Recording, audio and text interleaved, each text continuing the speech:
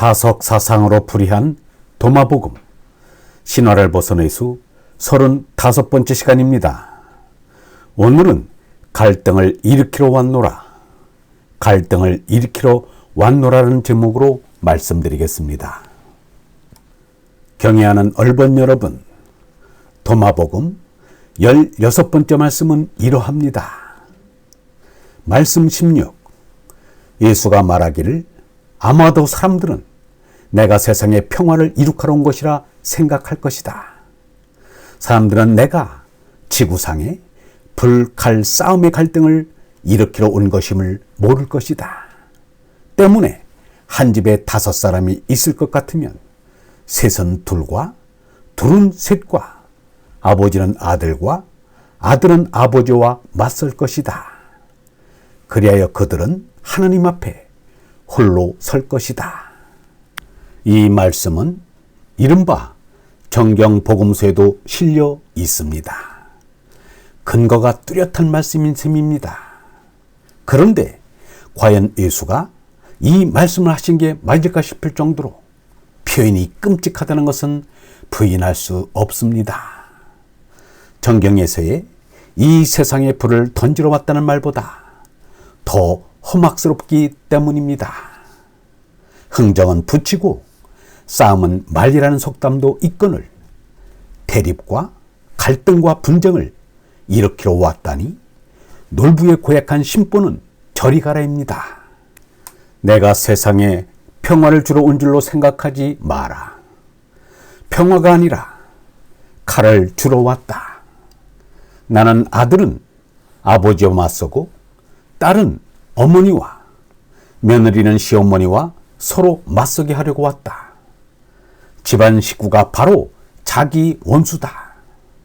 아버지나 어머니를 나보다 더 사랑하는 사람은 내 사람이 될 자격이 없고, 아들이나 딸을 나보다 더 사랑하는 사람도 내 사람이 될 자격이 없다. 여기서 우리가 관심을 둬야 할 것은 말 자체보다 누가 이 말을 했는가입니다.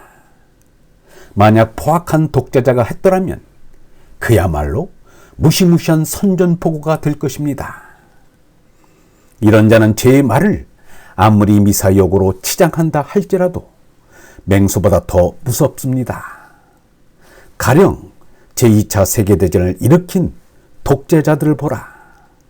그들은 말로는 이상세계와 평화세계를 이룩하겠다면서 실제로는 세계대전이라는 대재앙을 일으켰습니다. 결국 수많은 사람을 죽음으로 몰아넣고 그 자신들도 자연사가 아닌 끔찍한 방법에 의해 목숨을 잃었습니다. 그러나 말씀 16에서 갈등을 일으키러 왔노라 한 사람은 전쟁광인 독재자가 아니라 하느님 아들인 예수입니다. 예수가 왜 이런 험한 말을 하였는지 그 속마음을 안다면 감격의 눈물을 쏟게 될 것입니다.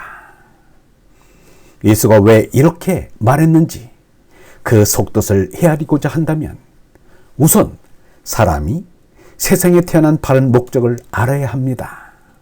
이를 모르면 예수의 말을 바로 알아듣지 못합니다. 그래서 예수는 늘 들을 귀 있는 이만 들으라고 말하였습니다. 우리는 날 때부터 사형 선고를 받고 있다. 형무소에서 죄수를 사형시킬 때 사형수가 눈치채지 못하게 끌고 가서 마루청이 떨어지면 목이 졸려서 죽는다.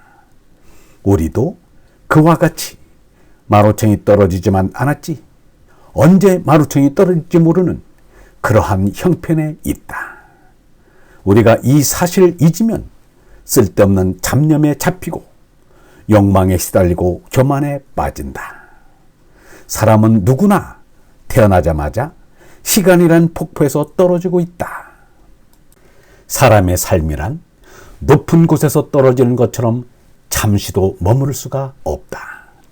그런데 사람들은 이렇게 떨어지면서도 어디 한번 잘 살아보았으면 좋겠다는 말을 한다. 좀 잘 살았다고 하면 그때는 참 좋았어. 제법 살맛이 있었지라며 두고두고 얘기를 한다. 이런 사람은 죽는 것이 무엇인지도 모르는 사람이다. 인생은 무상하다. 이 세상에 영원한 것은 없다. 이것을 알면 대장부처럼 지나갈 수 있다. 우리가 하느님 나라를 향하여 밤낮 없이 가는 것을 알면 우리는 저녁에 잠자리에 들어가듯이 한번 픽 웃고 죽는 길에 들어설 수 있다. 이것이야말로 대장부다. 이 글만 읽어도 정신이 번쩍 들 것입니다.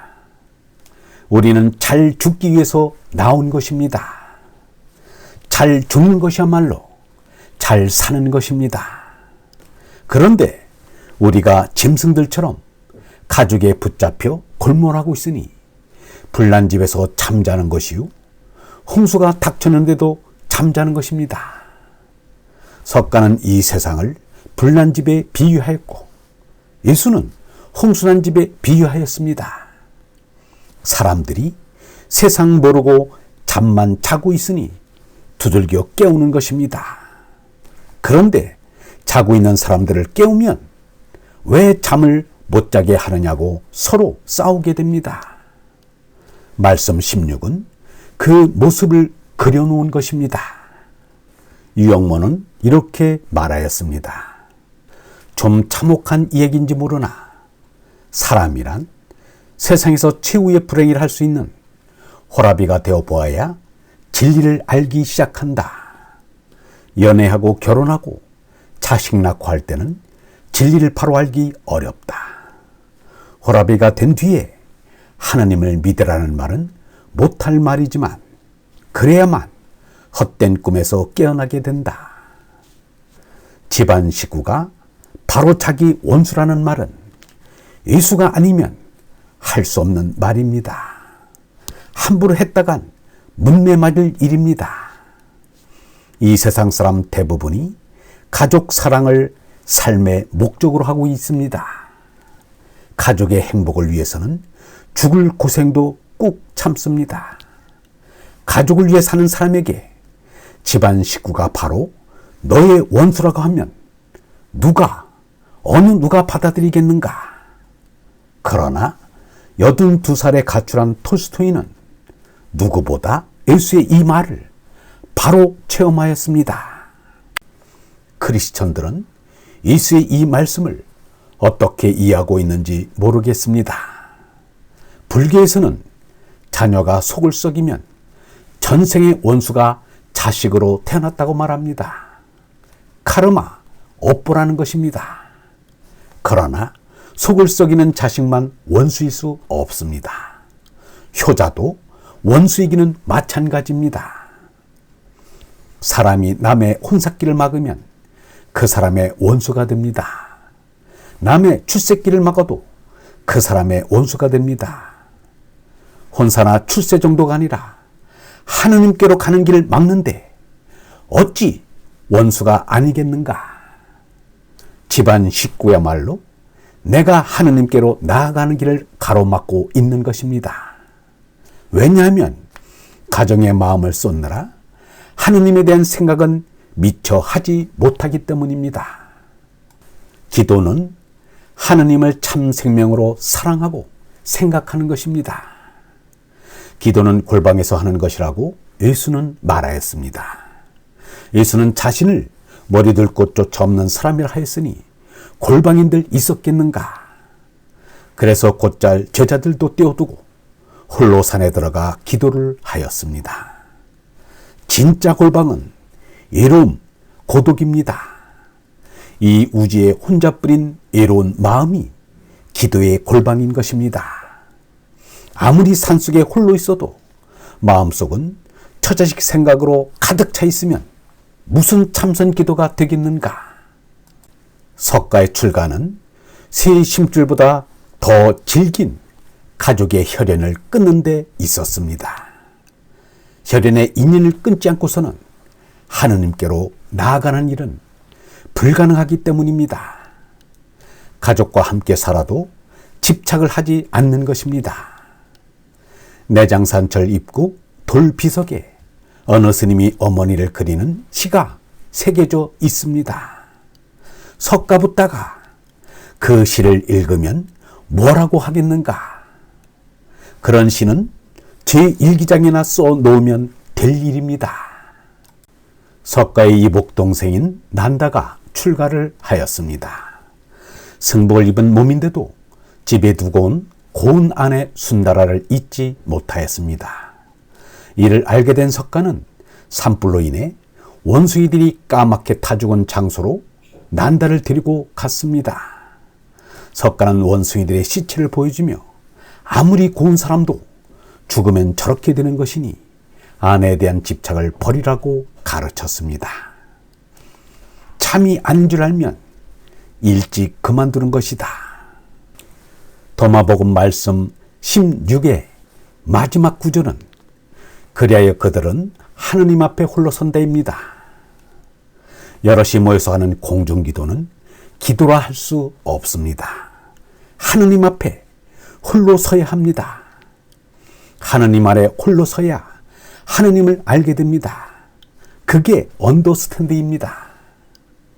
석가가 설산 속에서 고행한 것이나 예수가 광야에서 고행한 것에서 무엇보다 중요한 것은 고행 자체가 아니라 하느님 앞에 홀로 선 것입니다.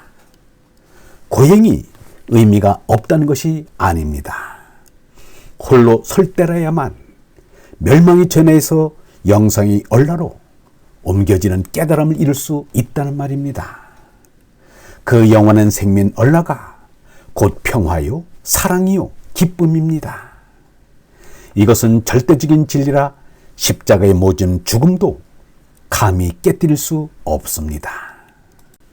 얼번 여러분, 하느님 앞에 홀로 설 때 기도가 되고 수행이 되고 참선이 되고 깨달음이 됩니다. 하느님 아래 홀로 선다는 것은 오직 진리에만 의지하고 다른 그 어떤 것에도 의지하지 않겠다는 것입니다. 홀로 설 때 참으로 승리하는 것입니다. 영성신학원 다석아카데미의 하늘소리였습니다.